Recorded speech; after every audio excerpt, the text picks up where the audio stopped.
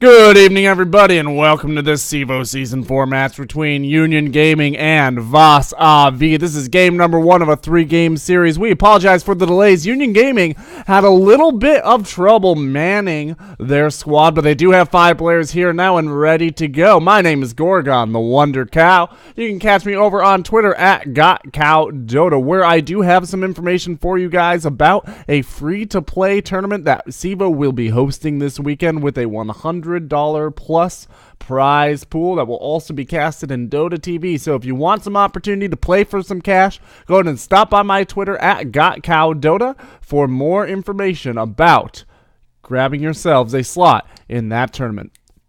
Alright, as we do see Vas'Avi and Union Gaming coming into the draft here, we're going to get rid of the Lycan, rid of the Bat Rider, no surprises, rid of the Ember Spirit, rid of the Nyx, still no surprises. Invoker, sometimes considered the best first pick here in the current meta, going to go the way of top Vas'Avi, and now Union Gaming thinking about picking up a combo for their next pick. They have already gone through about 50 seconds of reserve time, and they are continuing to consider. They had a lot of trouble manning their squad earlier before the game, and I think that they might be having a little bit of trouble figuring out what kind of strategy they want to run as well. They're going to grab the Visage, grab the Storm Spirit, some pretty aggressive early end of mid-game heroes. That Storm Spirit does have the ability to snowball out of the mid lane as well. Now Vas'Avi looking for what they want to do in response. The Invoker already a pretty good pickup against the Storm Spirit. He lanes well against the Storm Spirit, but in addition to laning well against the Storm Spirit, he also mid-games pretty well against the Storm Spirit. With that Tornado EMP, he can catch Storm out before he's able to ball Lightning away. So Vas'Avi already has a pretty strong counter to one of Union Gaming's picks. Union Gaming just that confident that they'll be able to run the Storm Spirit without any additional difficulty. So Vas'Avi has plenty of reserve time. Union Gaming already having gotten rid of a ton of theirs. And they're going to take it easy, take their time, and figure out what exactly it is that they are looking for here. Just want to thank everybody for tuning in and catching this CEVO Season number 4 match. If you do like CEVO, if you do like watching these squads, go ahead and hit follow on our Twitch channel.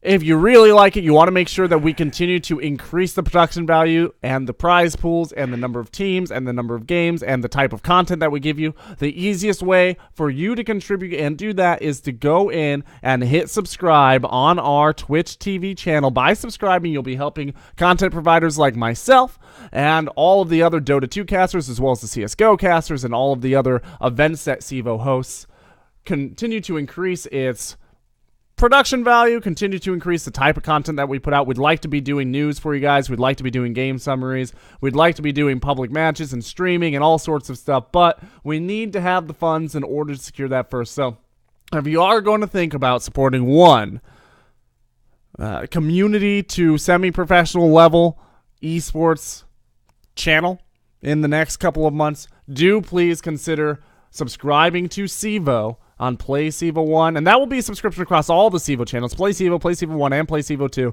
with games from CSGO, from Dota. I believe that we do some Team Fortress and some other things sometimes as well, so, you know, just consider it, as it will help us out a tremendous amount. Now, we are going to see the Dazzle come out for Team Vas'Avi. That's no surprise.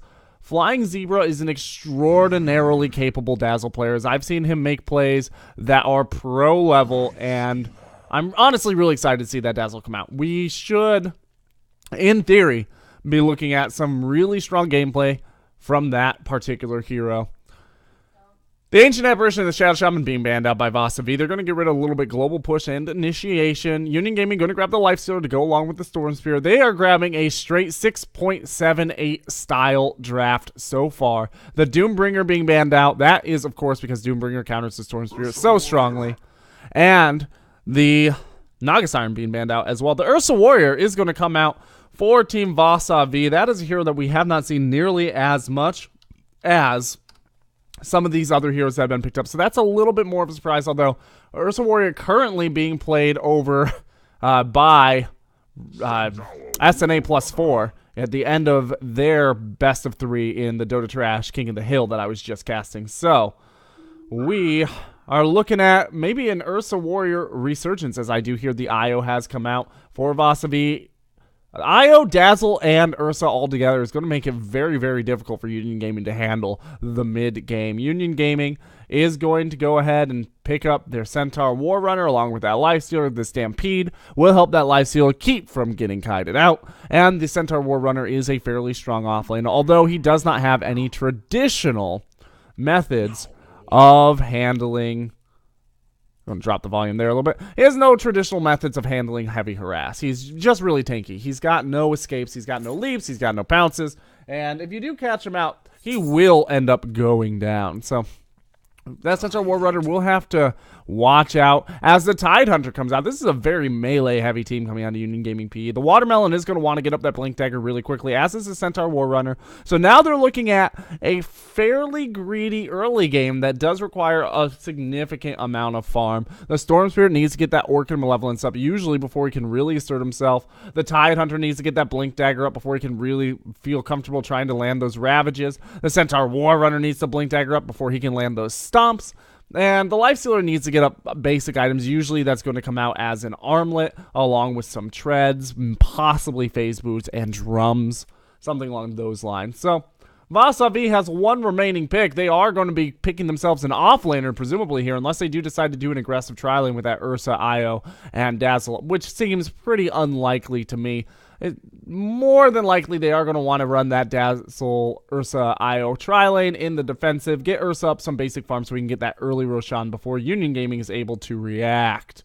Vas'Avi looking for one additional pick. They've got 30 seconds to do so as we do move forward here in this draft. And for the last time, well, not for the last time, but for the last time in this draft, I do just once again want to thank everybody for tuning in here for CEVO Season 4. And everybody who is watching on the in-game ticket, thank you for supporting the community level Dota and helping us raise prize pools for our 5,000 plus pool on this season.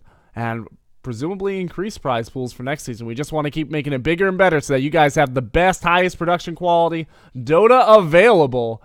And so that you also have a league where there is upward mobility, as all the CEVO Open teams do have an opportunity to move into CEVO-Main for larger prizes next season.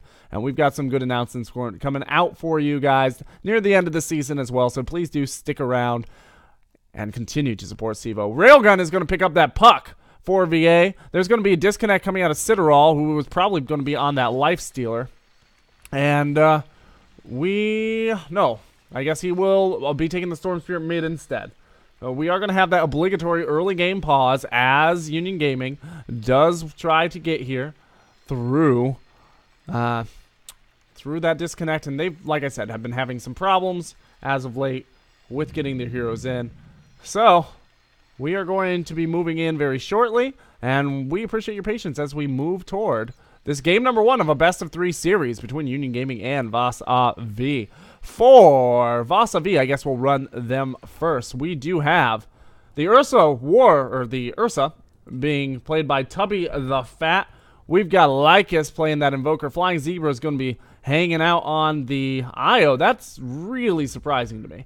The Railgun is going to be taking that puck, and Ryanoob is going to be taking that Dazzle. Flying Zebra does do a strong Io, but it's my understanding that Dazzle's like his signature hero, or if not one of his signature heroes, and I've seen him do very, very strongly on both those heroes, but particularly the Dazzle. So I'm just caught a little off guard that he's not going to be taking that Dazzle at all. And Dazzle is moving down toward the tri-lane here in the aggressive position, so they could potentially be running themselves into an aggressive tri-lane, or Dazzle might just be coming down here to drop a ward and then get himself back up into that defensive tri-lane. So we'll have to see. Obviously, a pause with 2 seconds into the game. Not exactly the best time to be making calls based on positioning of units, but not a whole lot else for us to be doing as there are not items out yet. Angel is going to be taking that Centaur War Runner for Union Gaming. Belial is going to be taking that Lifestealer. Jericho, hashtag the bomb, will be flying around on the Visage. The Watermelon Tide Hunter is going to be taken by JSS24 Loves. I'm not even going to try to pronounce that. And, of course, we are going to have the Storm Spirit, and that is going to be played by Citadel in the mid. So Angel is probably going to go up here for that suicide lane. That's going to be our scent. In the mid, we are presumably going to be looking at our Storm Spirit, and then we're going to see this tri-lane coming out with the Visage, with the Tidehunter and with the Lifestealer. That is a tri-lane with a significant amount of slow and heavy potential for early game kills. Now, the offlaner for VA is probably going to be, well, this Puck pickup kind of mixes things up a little bit. This Puck can offlane. He can do a suicide lane. You don't normally see it, but he can do it. It can be done. However, he does better in a one-on-one matchup, so either one-on-one in the defensive safe lane or a one-on-one in the mid lane. So what they could end up deciding to do is throw the Ursa and the Dazzle and the Io down into this aggressive tri-lane and try to hold back that Lifestealer's farm. One of the aspects of that makes it very strong is that between the Io and the Dazzle, it is almost impossible for UG to output the kind of damage that they need to overcome the heals. Not to mention at level 3 or 4, whenever that Grave comes out, Ursa from level 1 is able to output a significant amount of damage with those Fury Swipes, level 2, with the Overpower as well. It is going to be very difficult for UG to handle that in a lane if they do decide to do the aggressive tri-lane. The problem, VA has no real stuns, and they do have the 100% move speed slow, 100% attack speed slow coming out of the Wisp Tether, but they are going to be relying on the Stomp from the Ursa and the Poison Sting coming out of the Dazzle. That's actually Poison Touch, excuse me. Poison Ting is, of course, Venomancer. There have been a lot of delays coming out of Union Gaming, and it looks like Flying Zebra's starting to lose a little bit of patience, and reasonably so, as I'm sure our audience is as well, losing a little bit of their patience. But we are going to be moving here very shortly. All right, they are finally ready. They're back in the game, and we are going to get going here. This is going to be a defensive tri-lane. It does look like Ryan Noob is actually going to split off that way. Tubby the Fat is going to split off that way. That makes a lot more sense. So Railgun will, well, they might actually rotate all the way back down around if they are going to go ahead and scout their own jungle as a 4-stack. Taking a look at some of our opening items, we do have the dust coming out, or the smoke, excuse me, coming out on that Tidehunter. No smoke coming out for VA, and the Dazzle is going to share with Invoker a couple of his tangos, getting that Invoker a little bit of a greedy early game start, trying to get him towards those phase boots as quickly as possible. Other than that, nothing really that surprising. Centaur Warrunner is going to have his wards shared, so he is going to have a little bit of vision here. He does drop it there just on the north end of the river cliff, and I'm going to take a look at what this vision gives.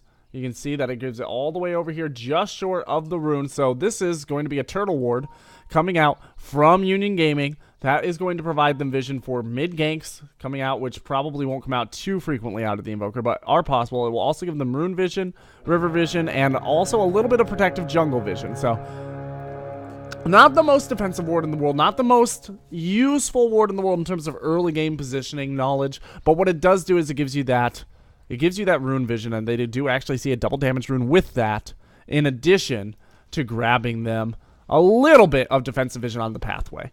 The alternative ward that they may have considered putting up there is one right here, and that, of course, provides a lot of defensive vision right on this lane, but provides no defensive vision for the mid lane in terms of rotations coming out from the bottom. So the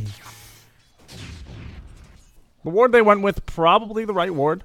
And wow, very aggressive warding coming out here from Vas'Avi. That shows all the way up into the secret shop, and there's already Tubby the Fat trying to force Angel out. Flying Zebra answering as well. This IO matchup against the Centaur works really, really, really well traditionally.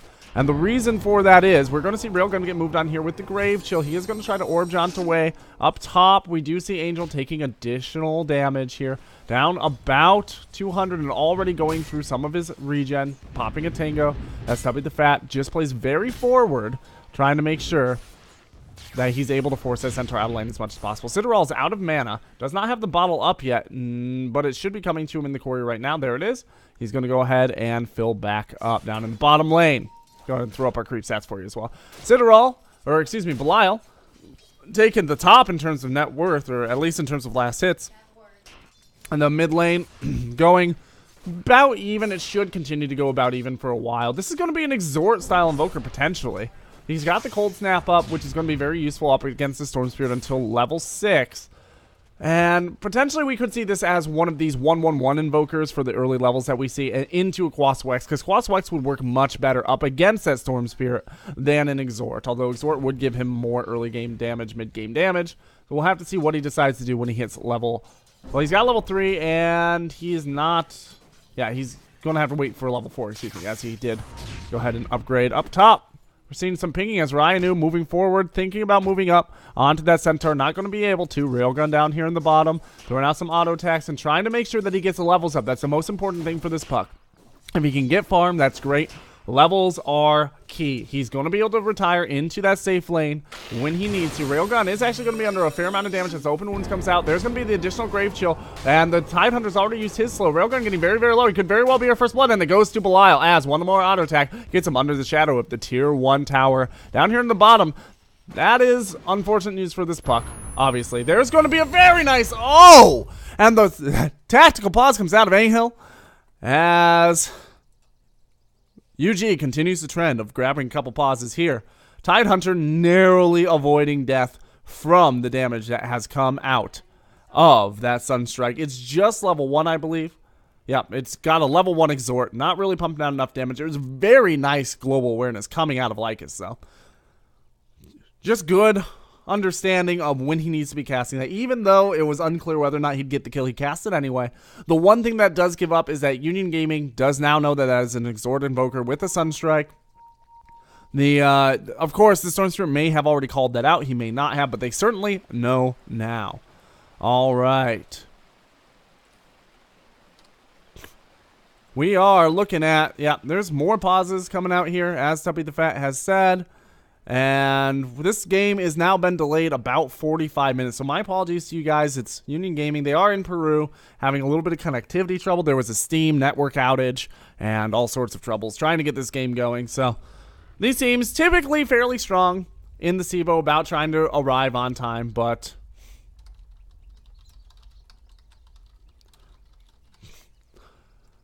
yeah, they are running out of pauses here pretty soon.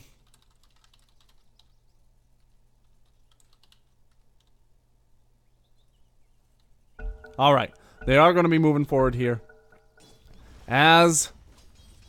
All right, BA being about as good a sports as you could expect for 45 minutes of delay. UG having a lot of issues. They're just not able to sustain themselves. And this is, of course, a competitive level of play, so you really hate to see this many delays on the stream. But you got to do what you got to do for strong Dota. There goes the Poison Touch as Angel going to be forced out of lane once again. Take a look at the net worth. The Lifestealer is going to be on top. He did get that first blood. He's over the Invoker by just about entirely the gold from that first blood. In terms of his over the Ursa, it's just about entirely on that first blood as well. So farming going relatively even. In fact, we can see the net worth here, or the net last hits. Ursa sitting at 19, Lifestealer sitting at 18. So that first blood has gone a long way for Union Gaming.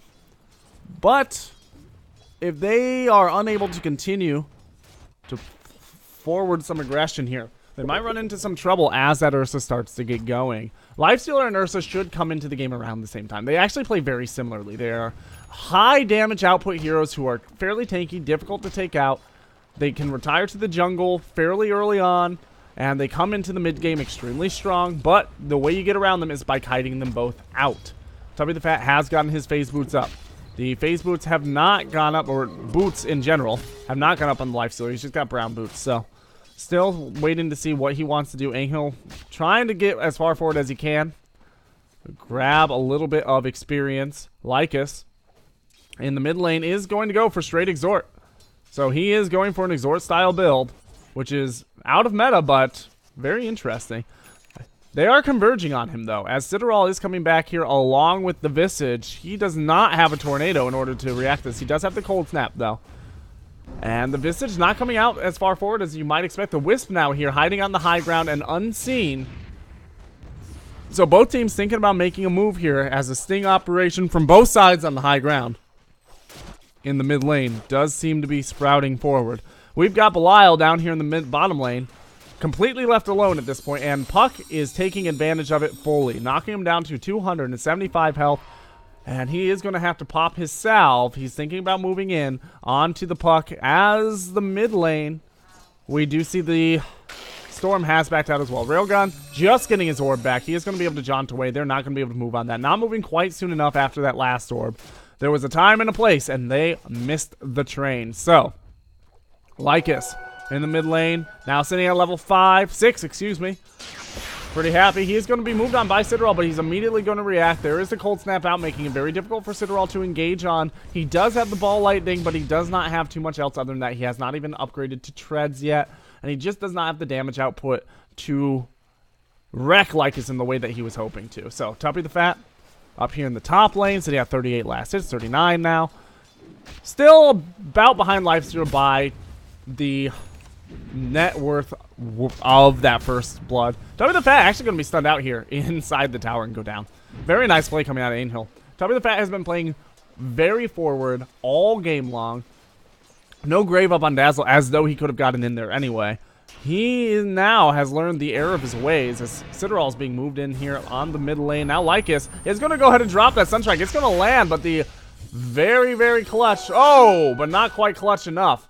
Very, very nice play coming out of Railgun, rotating around, preventing Storm Spirit from A, getting that rune to heal back up with the bottle, but B, also preventing that Storm Spirit from getting away. So Storm Spirit not able to use that ball lightning to duck out of the way of that orb. Finally, he'll go in the way of BA 2-1 at 6 minutes and 40 seconds. No towers down, no tower pushes out there. In fact, there aren't a lot of heroes on the table who push towers. Ursa is going to be able to eventually, but in the early game, he does not have a whole lot. As we do see Storm move up here on Tuppy the Fat, there's going to be the Stampede as well, followed by the stun. Tuppy the Fat goes down again. Lifesteal is going to start absolutely tearing away from him as he continues to go down, playing too far forward once again, and also having a little bit of trouble with that rotation from the Storm that was unexpected. Storm not going back to his lane after death, but Tuppy should have been aware that Storm had died, that he was 6, that he was able to move in, but in this particular case, not really that interested in that information, and it came to bite him in the bum. So, alright. We do see some warding is lapsing here, and neither team picking up new wards. This is a very, very dark playing field. Neither team knows where anybody is outside of their own basic vision of their heroes and the lane creeps.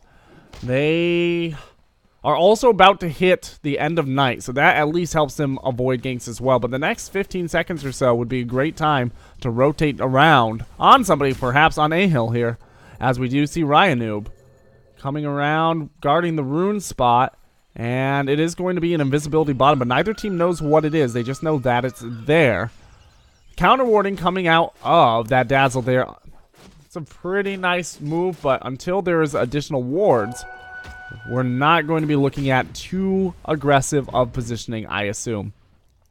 Some additional wards have been bought up by Dazzle, so Ryanoob making sure that he is able to give his team the vision they need. This lapse could really, really, really hurt out UG, as we do see in the mid. Citadel goes down once again to a rotation. No vision, no problems. Well, one problem, and that's that you're being sent back to the fountain. All right. Jericho trying to get a little bit of farm up down here. The fortification comes out of the Radiant. So UG thinking about trying to push off this VA squad. Invoker has gone for some Forged Spirits, which will help with the push, but like I said, in the early game, they don't have a whole ton of tower damage. There's no reaction at all, though, coming out of UG, as this mid tower continues to be pushed. Now Jericho the Bomb thinking about moving in, but this tower is already going to be down. Invoker is going to get this last hit. Jericho moving forward. He wants to get the deny. He's not able to get the deny. The Grave Shield goes down to Lycus. Lycus is just going to turn around. Meanwhile, the TP comes out of Flying Zebra, just in case there were more heroes out, because they don't have great vision. Stampede goes up as Ryanoob is caught out a little bit by this ball lightning. There's going to be some additional damage, and the Sunstrike goes out in order to try to be a bit of a deterrent, but not deterrent enough. Citadel grabbing himself a kill on that Dazzle. The Wisp is sitting over here trying to make sure that that Invoker is not caught a little too far ahead. Getting a little bit of vision from those Wisps. Meanwhile, Jess down here making sure that he's getting up the farm he needs. Like we said, that Blink Dagger on him and Centaur are basically going to be your words go. Especially considering that Storm Spirit starting to fall pretty significantly behind. Won't get that Orchid up anytime soon. The Lifestealer has had that Midas up for about 5 minutes now. It came out fairly early, partially due to that very nice early game kill, and partially due to the fact that he was left more or less alone by his opponents. The only time that he really had any sort of contestation or contestment was when his supports rotated mid and that puck started harassing him pretty significantly. But other than that, he's not been rotated on. He's not had any trouble making sure he's getting his farm up, and he's been doing a very strong job of getting into this mid game. Much stronger than this Ursa, who's been caught forward several times and been having a little bit of trouble with it. Now they're thinking about moving down on JSS while the Lifestealer continues to farm out the jungle, and he's doing a perfectly good job of this. Dazzle coming in counter warding, which means Belial knows that there's at least one hero nearby. He does not seem to care. He does see these two heroes bottom, and I think he assumes this is going to be a push, which is a pretty strong assumption as we see this bottom tower getting hit by a double wave. Or at least the remnants of a double wave. It's got the catapult. Another wave will be coming in here pretty soon. There's the double forged spirits, as well as the puck and the invoker throwing out some damage. Invoker has a significant amount of damage output, and he is going to be able to knock on those towers fairly aggressively. Tower grabs that. Or the catapult grabs that tower, excuse me. That is going to be 2 tower lead for VA as they start to bring themselves back into this game through map assertion. They're not bringing themselves back into this game through engagements. The Wisp is still only level 4, so we're not going to see any relocate ganks anytime soon. Expect level 6 to be the Roshan movement coming out. Level 6 relocate means that you can just bring that Ursa right in there, drop him off right out of the other side of the map, and be able to knock out that Roshan very quickly and move forward. Ursa not really sitting anywhere near, though he is going to go ahead and try to get on Angel. He moves back, avoiding the stun. Very nice play as Ahil does go down. This is going to be another tower push. This is an abnormal squad to see such aggressive tower maneuvering, but whatever the case, there's going to be that overpower, and that is going to be finally another tower hit, and that's going to be a last hit by that Invoker. So going the way of VA, and now JSS being way too far forward. Tubby the Fat is going to find himself caught up in that Rapture. And let's see. Tubby the Fat is graved. He's trying to keep alive. Flying Zebra gets away. Now Tubby the Fat is going to go ahead and come in here. That's a 5-man wipe. A couple of heroes also died down here on the tail end. Could not keep them all on camera, but VA now swinging very, very heavily into their favor. Look at drop. 2,500 gold in their favor from a 500 gold deficit. And the experience for the first time in a little while is going to swing their way. They're also going to grab another tower, it looks like, out of this. They're going to push their luck. Tubby the Fat's still sitting at full health. He's got his Blink Dagger up. Taking a look at some of our items. The Armlet is up on the Lifestealer. There's a medallion up for both teams.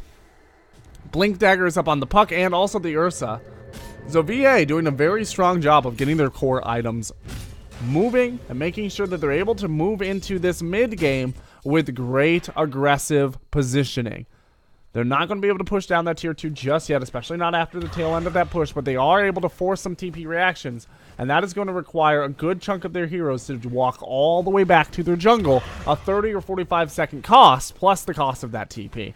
And meanwhile, speaking of that time lost, Ryanoob is just going to sneak in here without vision and go ahead and drop a couple of very aggressive wards and do it unseen. Very nice play coming out of Ryanoob. Very risky, but he knew because his opponents, or because his allies were pushing down on his opponent's tier 2, there would be heavy tier TP reactions to that tier 2, which gave him the opportunity to go in and drop that vision. Now, UG still hasn't replaced their vision from the 7-minute mark. They have one ward up in the mid lane. That's not entirely useful. Tubby the Fat is going to go and grab that Aegis as we do see the Stampede. Now Belial coming in. Lyca's taking some auto attacks as the Storm does go down. He's taking some auto attacks from the Belial. Belial is going to get him, but the Grave goes up from Ryan. That's going to be followed by the heal. And now he's going to jump inside one of the Forged Spirits as there continues on the tail end. JSS having some trouble. He's going to be auto attacked down by that Wisp Ursa combo. Now Belial also being auto attacked down, and he is going to go down. That's another 5-man wipe. Going the way of VA. 2 in a row, and they are going from, yeah, we're a little bit in the lead in terms of our ability to assert ourselves, to watch out, we're about to take this game by force. We do have Ursa and squad deciding to move in on this tier 2 mid.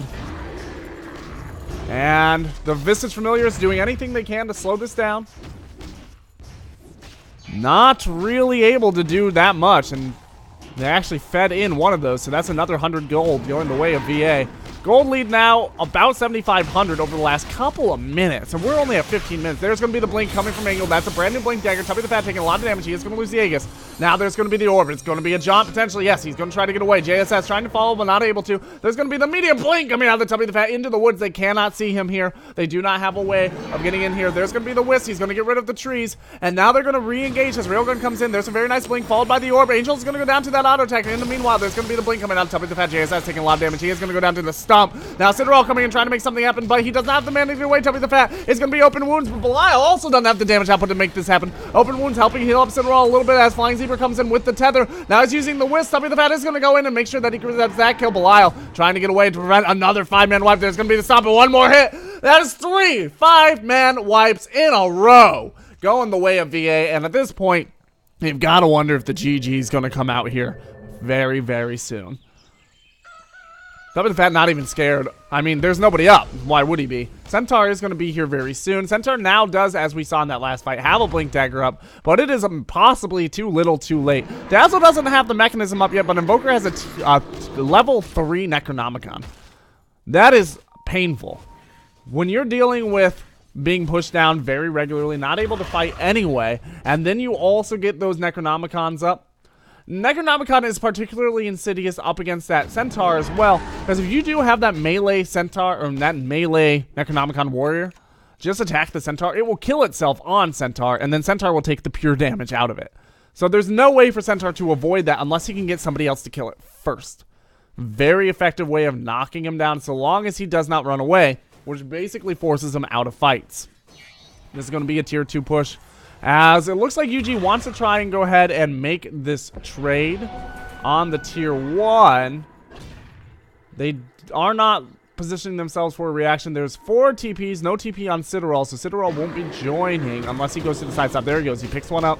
This is going to be a dead tower, though. This is the stage in the game where Ursa is going to be able to knock down towers, and he's showing out his ability to do that with that overpower.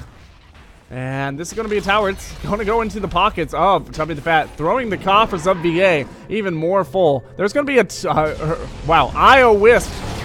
There's going to be the relocate followed by some damage. Tubby the Fat is taking a lot of damage himself. He's going to be graved. He's moving in. He wants to grab JSS. He wants to grab Storm. He grabs them both. Jericho is going to go and throw out that Soul Assumption. It's going to follow them all the way back to the other side of the map, but by the time it lands, it's not really going to be that much, as Ursa is being healed up right now by Flying Zebra. Meanwhile, in the top lane, Belial is going to go and try to TP out with the Rage. He is able to do so, and very narrowly. The Invoker goes down there. Nobody else for VA, so that's a 4-for-1 trade, plus a tower, plus possibly a tier 3, as Lifestealer is not able to fight Tubby the Fat in a one-on-one. He hasn't gotten a single item up for about 10 minutes.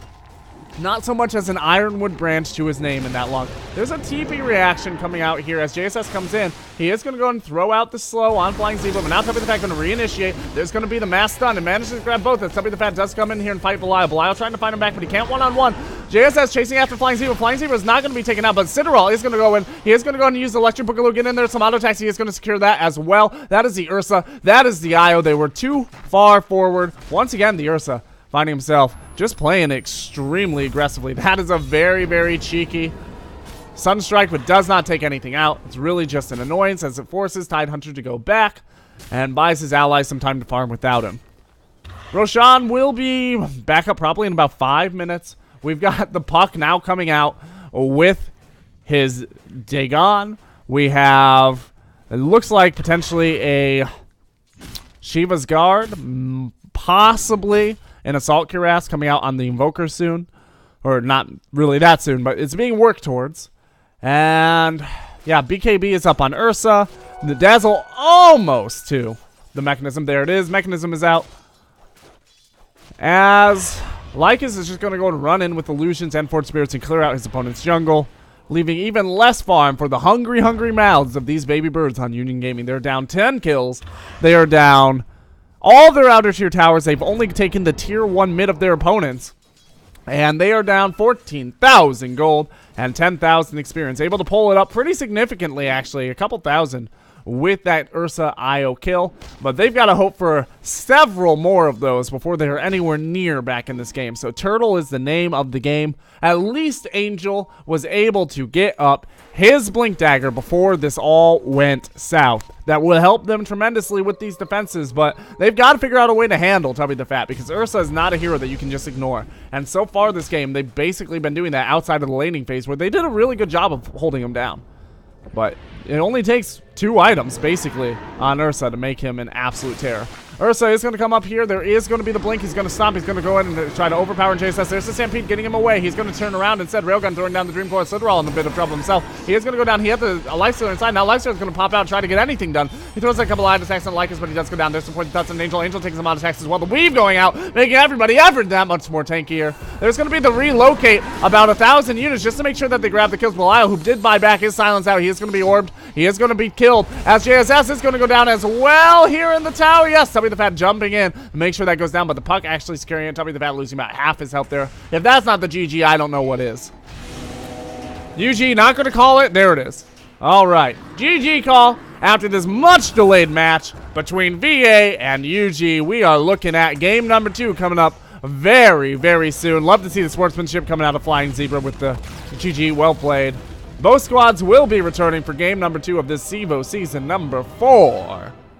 Match, best of 3. My name is Gorgon, the Wonder Cow. I cast here at CEVO and all over the place. If you do want to catch more of my casting for Join Dota, for CEVO, for Dota Trash, for Dota Pit, or any of the other tournaments that I very regularly go to, go ahead and catch me over at GotCowDota on Twitter, where you can find information also about a free-to-play tournament that has cash prizes for this weekend that is open registration that I will be casting here. It is sponsored by CEVO. CEVO will be hosting it here on Twitch, or it's in partnership with CEVO TV.